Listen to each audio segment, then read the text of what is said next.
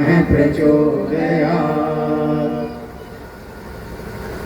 ॐ भूर्भुवः स्वः तत्सवितुर्वरेण्यं भर्गो देवस्य धीमहि धियो यो नः प्रचोदयात्। ओम अग्निर्ज्योतिर्ज्योतिरग्नि स्वाहा सूर्यो ज्योतिर्ज्योतिर्सूर्य स्वाहा अग्निर्वरचो ज्योतिर्वरचो सूर्यो वरचो ज्योतिर्वरचो स्वाहा। ओम ज्योतिष्पुरुषाय नमः। आवाहयामि स्थापयामि ध्यायामि ततो नमस्कारं करोमि। यो नः बगल में हमारे अनिल विश्वकर्मा जी हैं, सब्जेक्ट कोऑर्डिनेटर हैं। हमारे मुख्य व्यास जी श्री पूजन वादन भी करते हैं। अशोक विश्वकर्मा जी हैं, ये भी पड़ोसी हैं, अभी झाल बजा रहे हैं। सबसे कम उम्र में रंजीत जी है, बैंजो पर इनको सिद्धस्त है। अब हम अखिलेश जी से निवेदन करेंगे कि थोड़ा सा दो शब्द बोलने के लिए।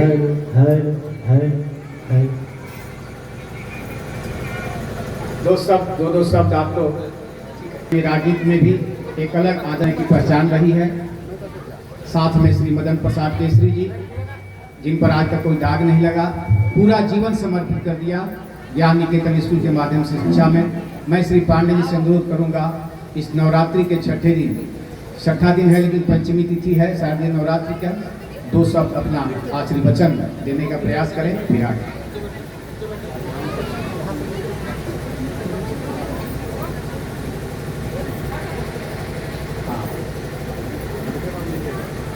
राम कथा का आयोजन हुआ है, वहाँ दुर्गा की आराधना पूरे देश में हर्षोल्लास के साथ हो रहा है और बड़ी अच्छा लगता है जब अपने बीच से कोई प्रवचन करे।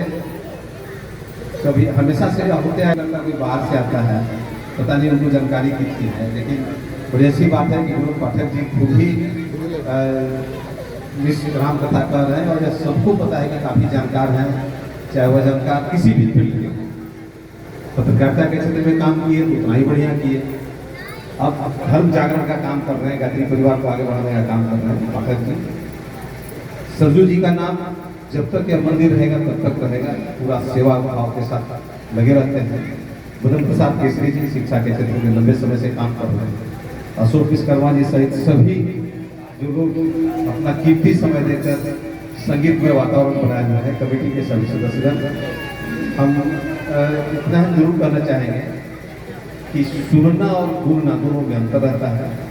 हम लोग भगवान राम के आदर्श को माने और उस पर चलने का प्रयास करें। आजकल देखते होंगे कि कुछ कम जानकार लोग विभिन्न तरह के चीज़ को सोशल साइट पर डाल के राम के चरित्र को और राम की महिमा को थोड़ा खराब करने का प्रयास करते हैं। लेकिन यह शाश्वत सत्य है कि ऐसा संसार का कोई आदमी नहीं होगा जिसको रामायण पढ़ने से मन भरता। वाल्मीकि रामायण से लेकर तुलसीदास जी रामायण लिखे या विभिन्न भाषाओं में रामायण लिखी गई, लेकिन कोई भी राम कथा सुनने वाला कभी उठता हो या कभी लगे कि यह प्रसंग हमको दोबारा सुनना नहीं चाहिए या नहीं बन पा रहा है, या ऐसा नहीं होता।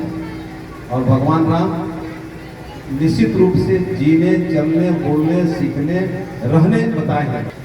मर्यादित तरीके से किस तरह उपार्जन करें, मर्यादित तरीके से किस तरह हमारा बड़े छोटे से व्यवहार हो, मर्यादित तरीके से पुरुष का काम, भाई का काम, पिता का काम, माँ का काम, बहन का काम, पत्नी का काम, बच्चे का काम, यही पूरी तरह से रामायण में वर्णित है। भगवान राम हमको बताएगा।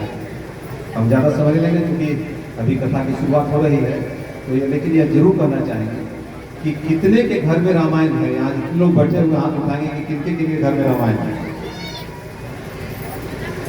सबके घर में मोटा मोटी है।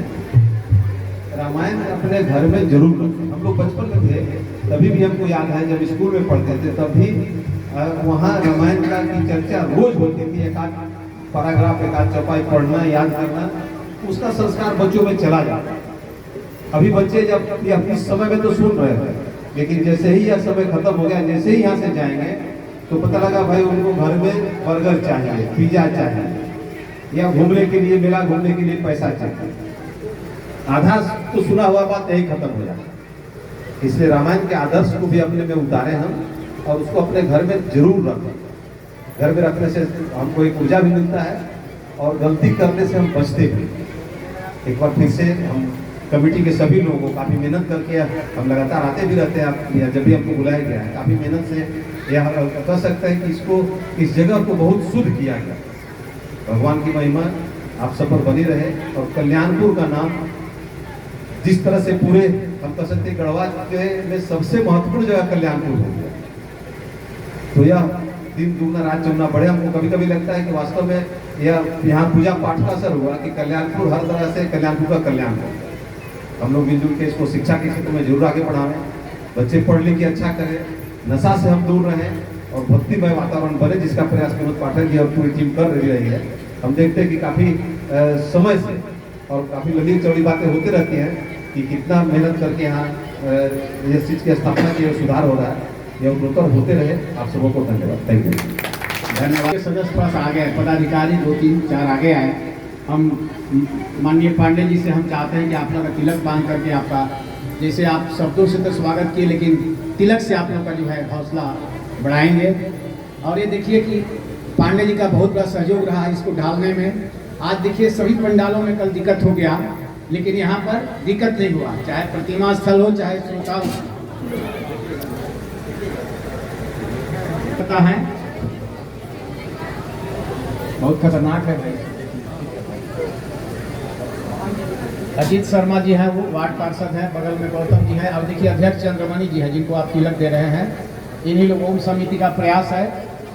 ये सब युवाओं का गायत्री परिवार की ओर से जो कार्यक्रम किए जा रहे हैं भजन और रामचरितमानस के लिए, आज इस सभा में उपस्थित आज श्री अलग पांडे जी जो हमारे DKCC के अध्यक्ष हैं और डायरेक्टर पब्लिक इंस्टीट्यूशन के चेयरमैन हैं, साथ ही इस सभा को जो आपके बीच कथा के माध्यम से पेश कर रहे हैं आदरणीय श्री विनोद पाठक जी, जो काफ़ी प्रकांड विद्वान हम मानते हैं इस क्षेत्र में।